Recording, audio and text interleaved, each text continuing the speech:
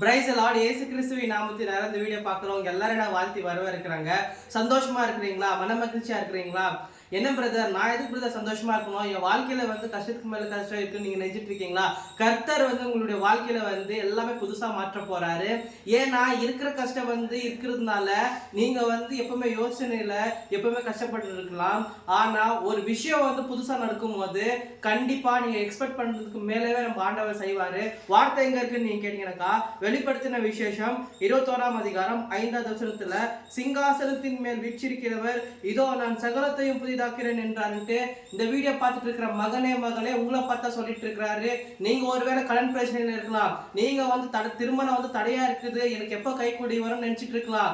உங்களுடைய வாழ்க்கையில நீங்க யோசிச்சுட்டு இருக்கலாம், எடுக்க பிரதர் இந்த மாதிரி பிளஸிங்ஸ், நான் பாவத்துல இருக்கிறேன் அப்படின்னு யோசிச்சீங்கன்னாக்கா, அது கூட கர்த்தர் புதுசா உங்களுடைய வாழ்க்கையில மாற்ற முடியுங்க.